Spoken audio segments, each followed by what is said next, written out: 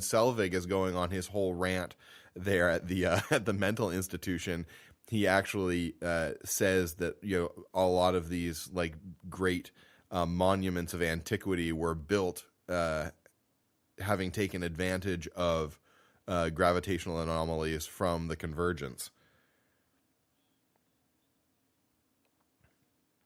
Yeah.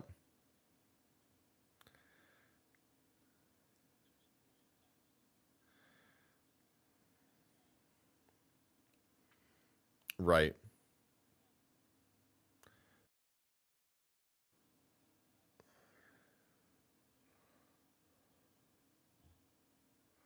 That is fun.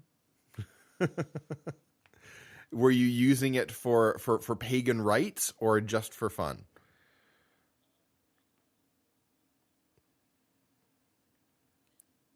Okay.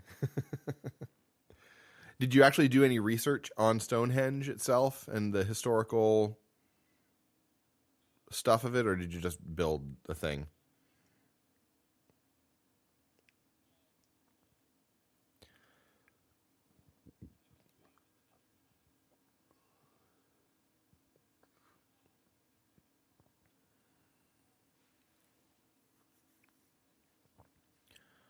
Uh huh.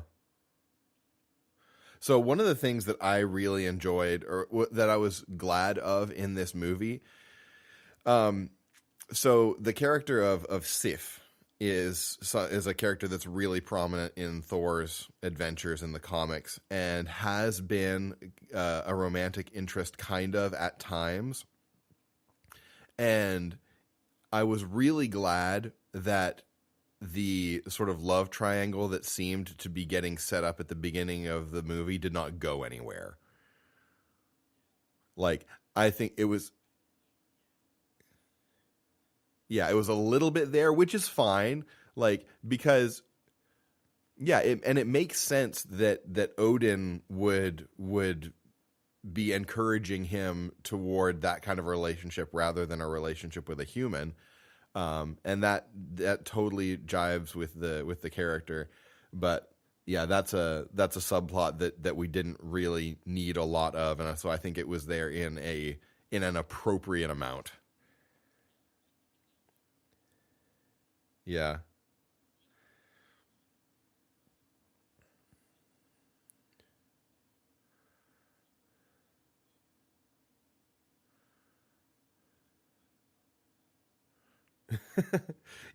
Like you do as a father.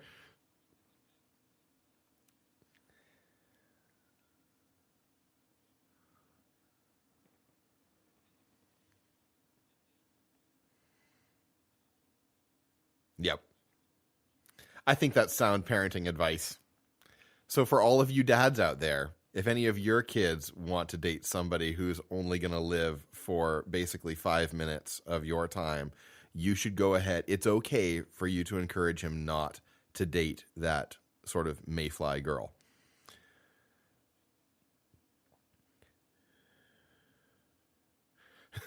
That's right.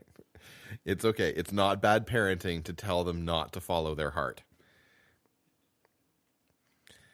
Um, the one of the things that did bother me a little bit about this movie, uh, I don't know. It's not so much a bother as a I wish they had done this a little bit different.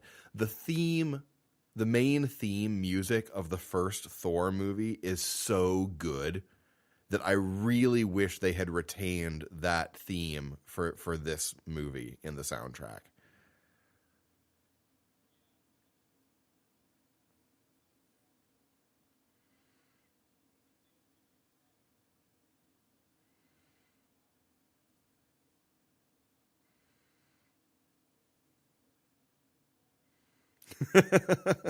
That's probably fair. Yeah. One other thing that just was fun for me in this movie was the was Chris O'Dowd showing up, the guy from the IT crowd, as sort of Jane's other boyfriend or wannabe boyfriend, and if you're a geek and you don't know about the IT crowd, then you owe it to yourself to go and watch some of that right now. It's all on Netflix. It's really, really great. And especially if you've ever worked in tech support at all, I promise you'll like it a lot.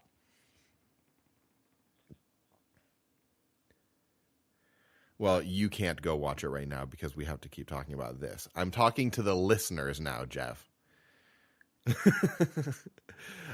Okay. Um, yeah. Sorry, go ahead.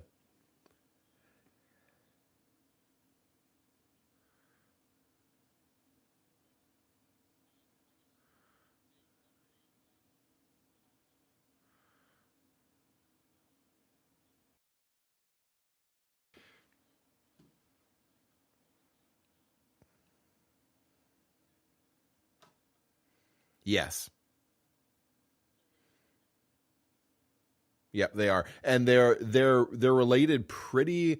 I mean, obviously they're not directly related, and there's some like license taken to alter their natures or what they're about, but they're close.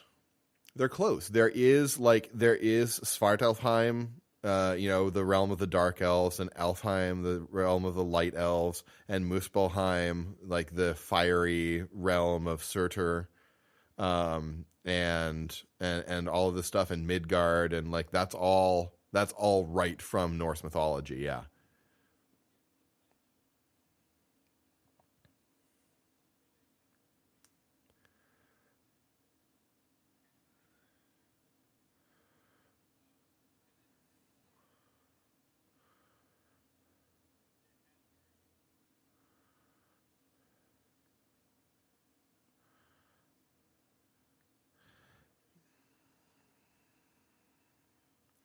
Do their funeral pyres float off into space? Probably no, not as much.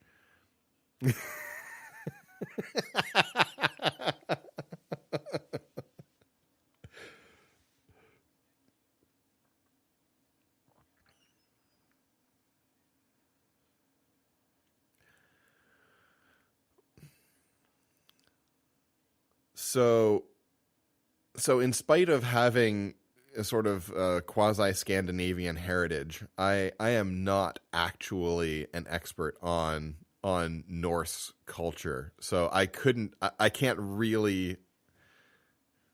I am Nordic. Yes, I am. And I frequently, whenever someone makes a comment about cold weather, I say it doesn't bother me. I'm a Viking. And actually at work they kind of call me the Viking sometimes. But anyway, yeah, I don't know. I know that that's sort of like a trope of Viking and Norse stuff in popular culture.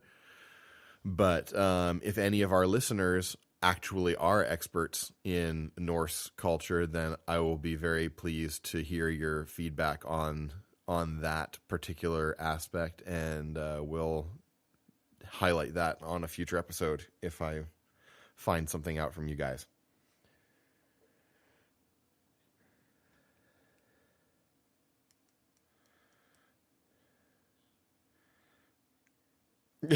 Yeah.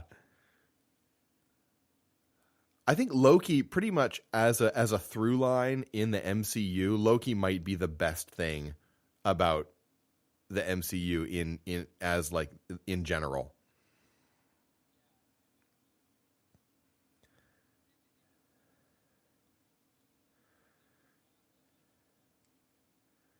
Exactly, yeah. Yeah.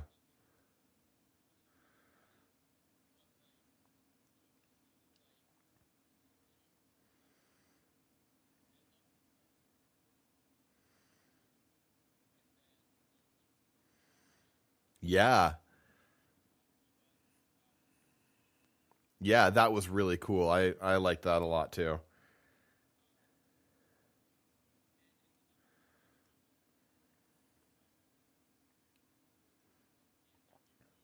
Mhm.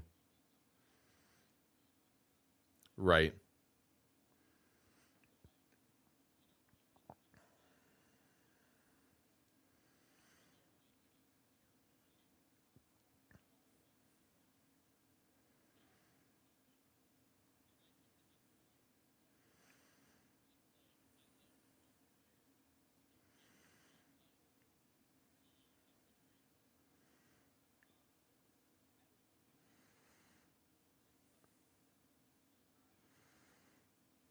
Mm-hmm. Yep.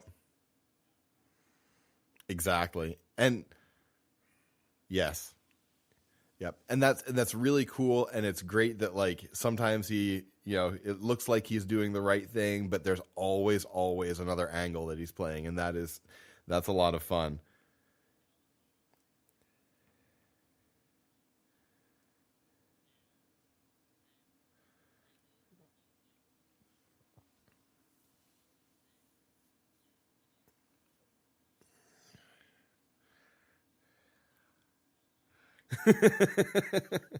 Yeah, that's fun.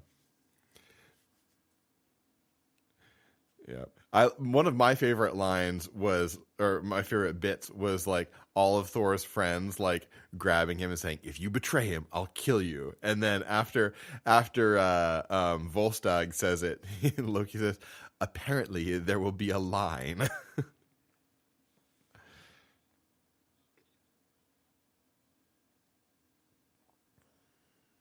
Uh-huh.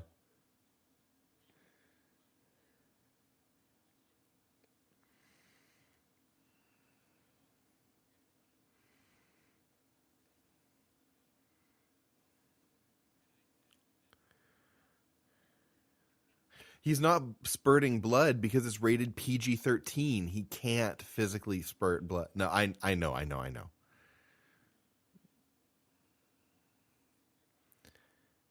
Yep. Yeah, that was great. I remember because that scene was actually in the trailer. I don't know if you remember that, but like him reaching for his hammer and Loki chopping off his hand before it got there was in the trailer, and that was amazing. That made me excited for the movie. Exactly right.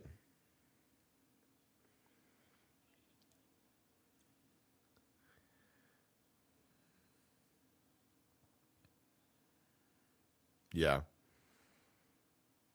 Yeah. All right. Well, let's start to bring this in for a landing. Are there any like thematic elements that we wanna hit on here? Like, go ahead.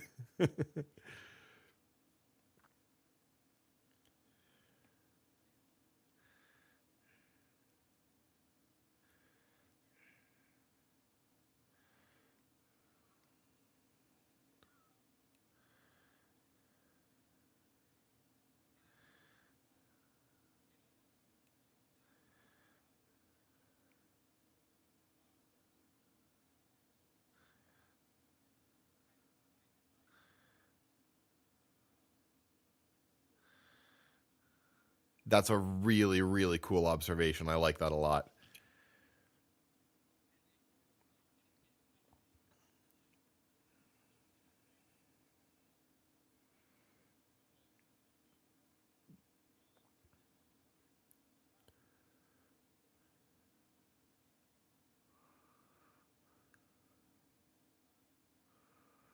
Right.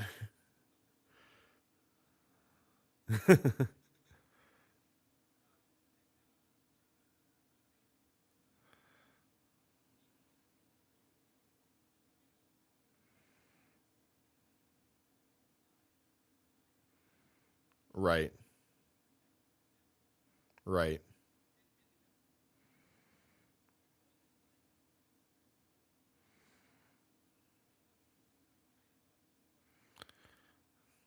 Yes, he was. Yep.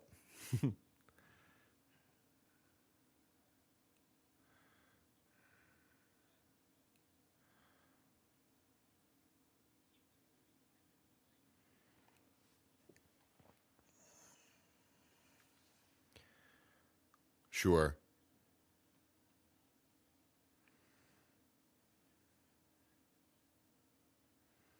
Yeah.